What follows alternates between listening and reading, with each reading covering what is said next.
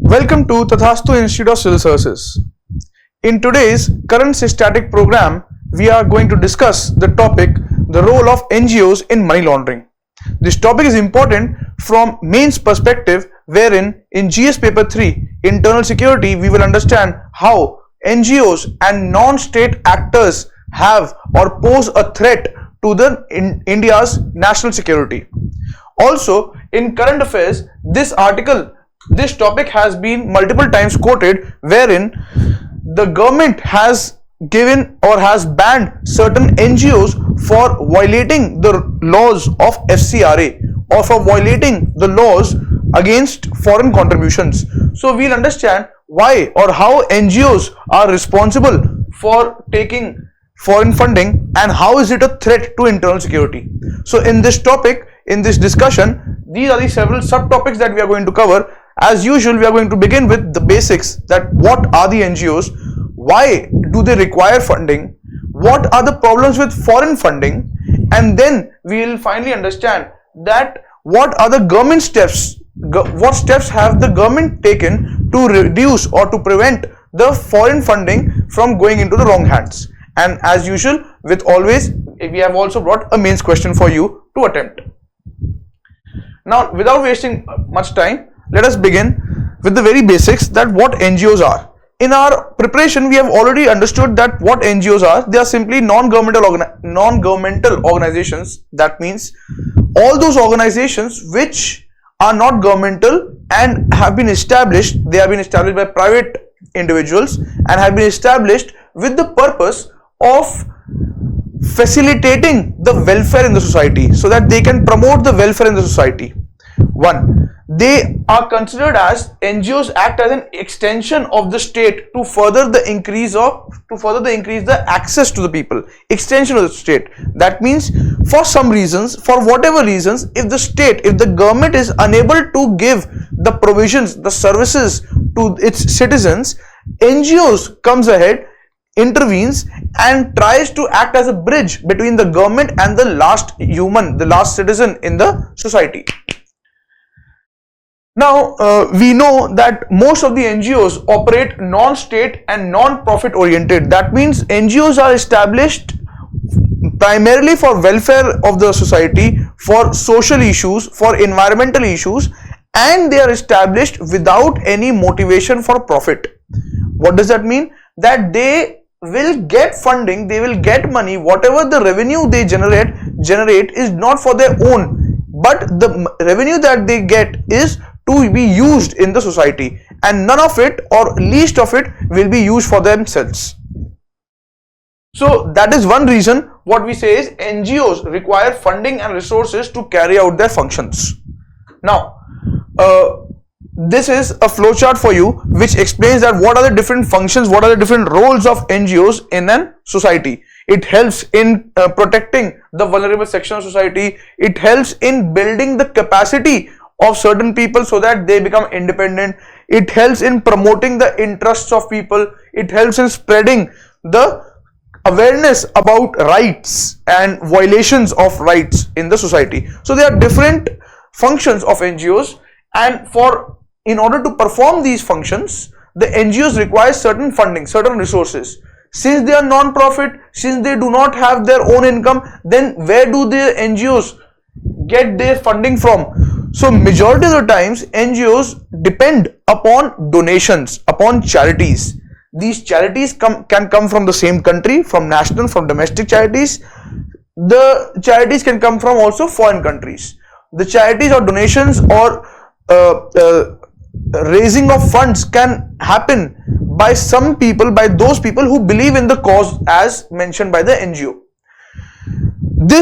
These people who are donating to the NGO may belong to the same country, may come from outside, from some foreign country.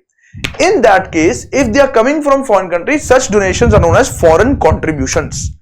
In India, if any individual or any organization wants to receive a foreign contribution, that means funding from a foreign country, from an external country, funding coming from outside the borders of India.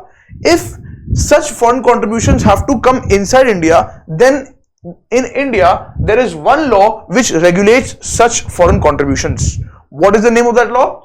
Foreign Contribution Regulation Act 2010. This act was amended in 2020 and the latest amendments I have brought in front of you.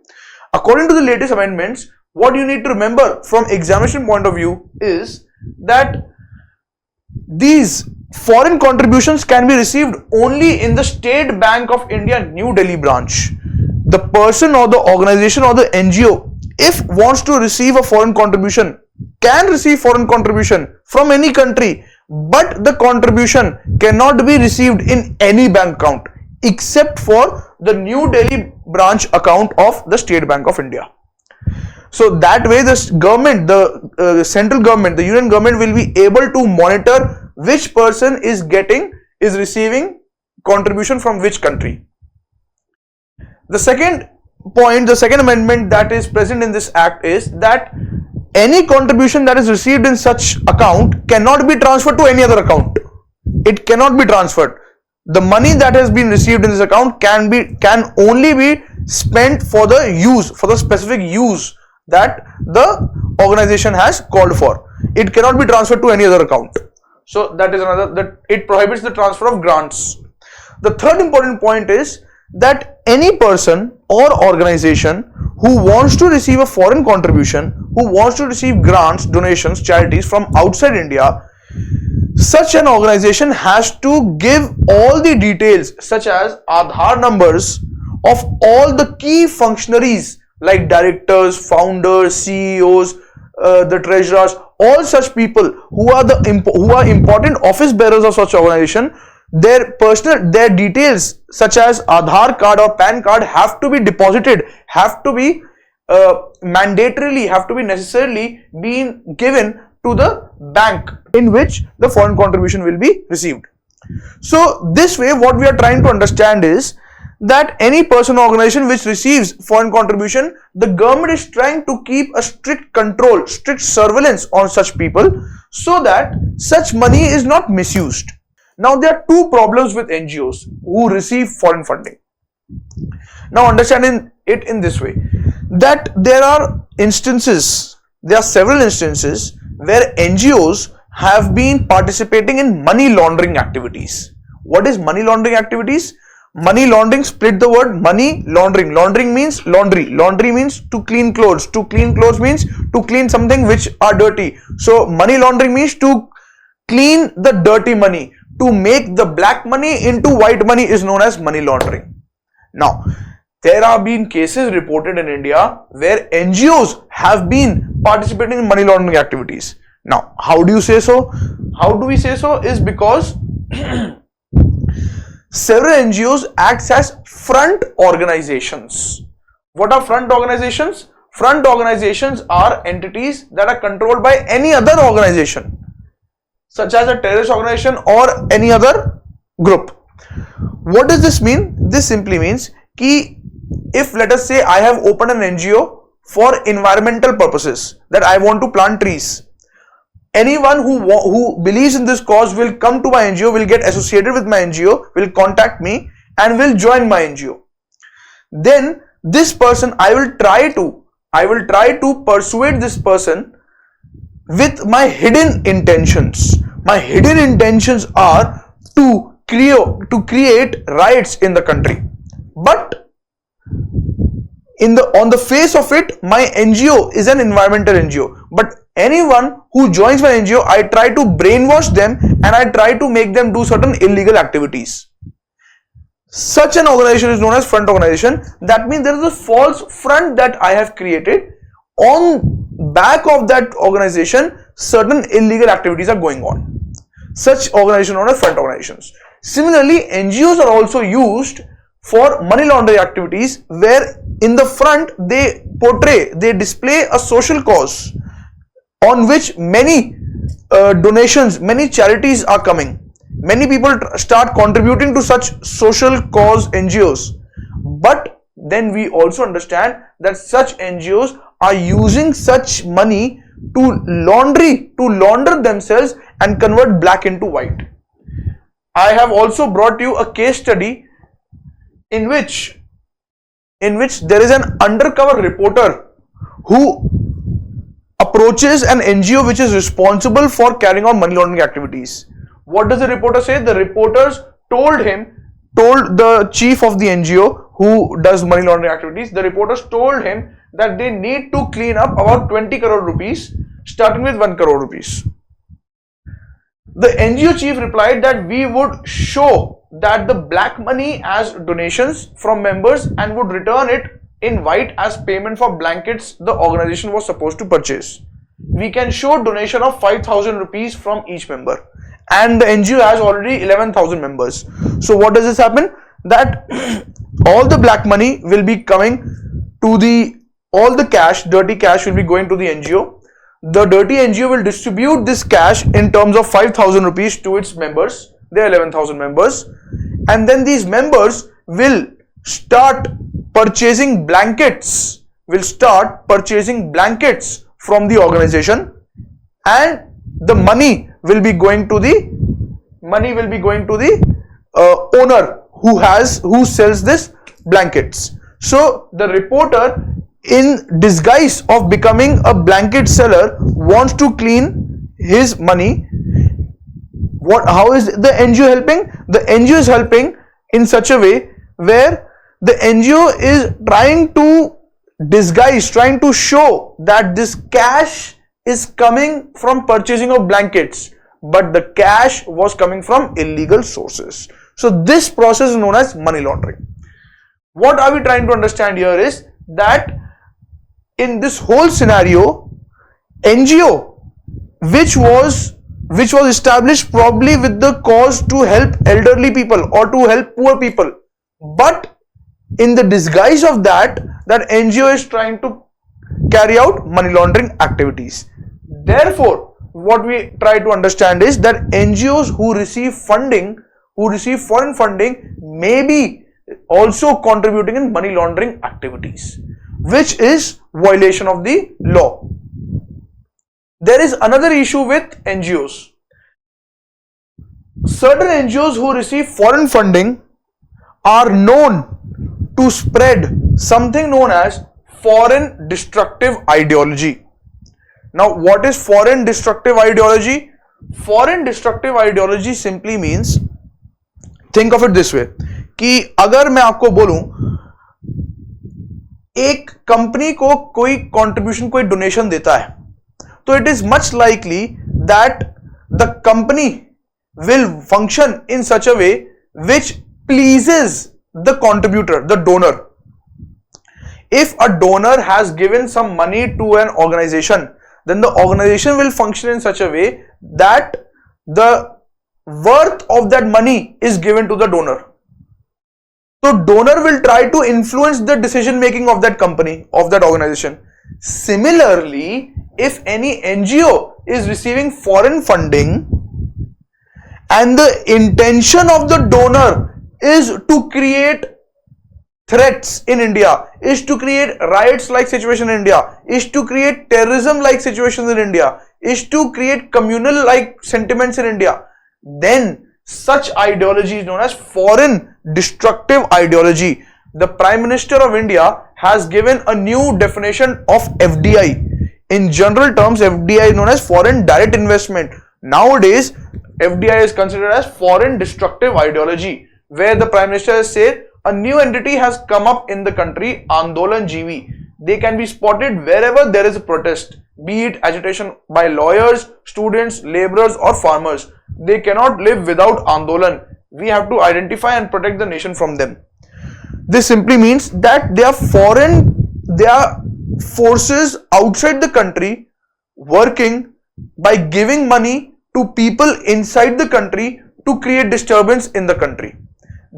Such ideology is known as foreign destructive ideology, in which NGOs are trying to participate, which is wrong. So such people from outside the country giving donations to people inside and creating protest in India, such contributions are considered as foreign destructive ideology. Because of these reasons, government has decided to ban such NGOs who are receiving foreign contributions and violating the FCRA laws. So what the most important part of this discussion is, what are the different government measures to prevent the misuse of NGOs? So the very first point that we need to understand is, in 2015, Niti Aayog established Darpan. Darpan is an online portal.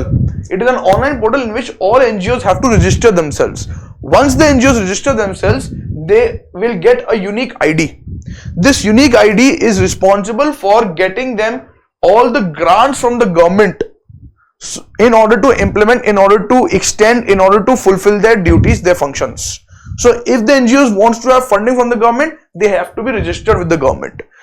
If the NGO is registered with the government, therefore the NGO would be able to, if the NGO is registered with the government, then the government will be able to continuously monitor and keep a check on the functioning of the NGO.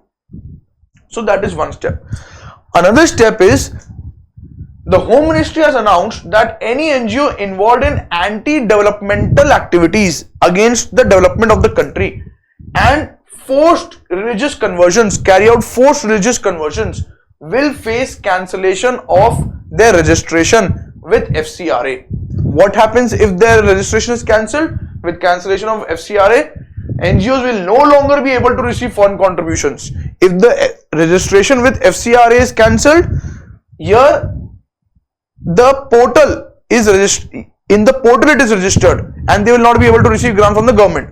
Here the registration with FCRA is cancelled and they will not be able to receive funding from the foreign countries. Both ways we are trying to choke the money, the source of funding for illegal activities. This is again a point for you to remember. What are the recent changes in FCRA? No public sector employee, any person who is a member of the government, cannot receive any foreign contribution.